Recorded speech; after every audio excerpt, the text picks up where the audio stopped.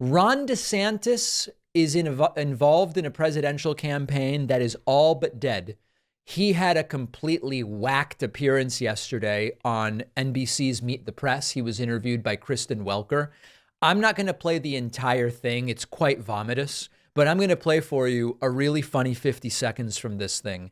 Ron DeSantis cited the usual stats about how low crime is in Florida, how much lower crime is in Florida than when he became governor. Kristen Welker predicting, obviously, that DeSantis would go this route, was prepared with the numbers. Firearm homicides are actually up in Florida. I don't know if DeSantis pretends not to be able to understand what she's saying, but this goes really badly for him. He looks visibly confused.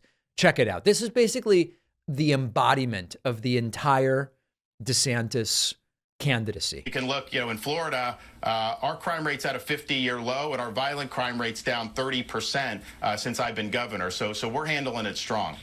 Governor, actually, statistically speaking, the CDC says that the firearm mortality rate is actually higher under your administration than it was under your predecessor's administration. But I do want to move on to the campaign and just the what mortality rate? No. The firearm mortality rate. Well, I don't. But was actually higher under your administration than your predecessors. That's according to the CDC. Let me move on to the campaign, Governor. Well, right, because you had COVID and all that stuff. Right, COVID and all that stuff increased the firearm rate, mortality. What is he talking about? Excess mortality, is that what you're saying? That went up everywhere in the country from 2020 on. No, our excess mortality went up less Governor, the firearm than anybody. Mortality. The firearm mortality rate. Let me move on, though, to the campaign, because I want to let you respond. Listen, I don't know if he's pretending not to know what she's talking about, or if he genuinely doesn't know what she's talking about, if he doesn't know his own statistics of what's going on. And I don't know what the explanation is. The entire interview went about that poorly. And when you see that, any normal person would say, how is this guy even running for the Republican nomination? How is this guy still a contender? And the answer is, he's increasingly kind of not. And if we look at recent polling, and we'll do a deeper dive on polling at the end of the week or something like that, DeSantis's campaign seems dead. DeSantis is the green line down the middle of your screen here. And where he was once polling more than 31% among the Republican primary, he's now been stuck between 12 and 13, going all the way back for months.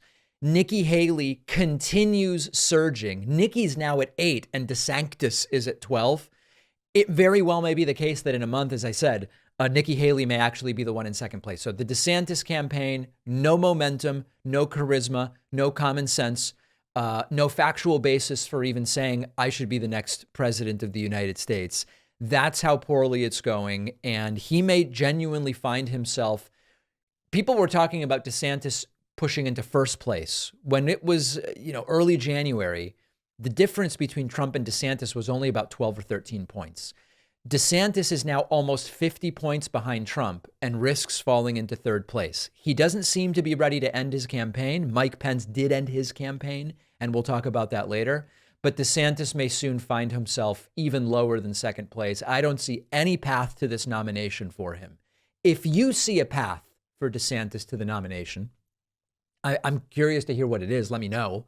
I don't know which early primary state DeSantis is well positioned to overperform that will then, I guess, give him some momentum into subsequent primaries. I'm just not seeing it.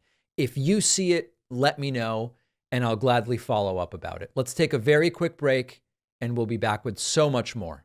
So I wrote another book for kids. The first book was Think Like a Detective. The point of the first book was to teach kids critical thinking, which Republicans don't want them to learn, because when kids learn critical thinking, they don't vote for Republicans. The new book is Think Like a Scientist. This is a fun adventure teaching kids the scientific method. Again, Republicans aren't big on kids learning the scientific method because when they do, they're less likely to fall for Republican lies about climate change and vaccines and so many other things.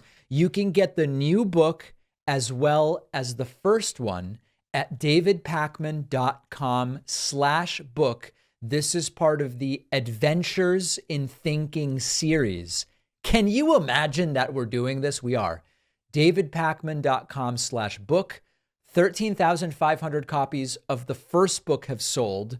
I'll bring you an update soon on sales for the second book. Think like a scientist. davidpakman.com/book.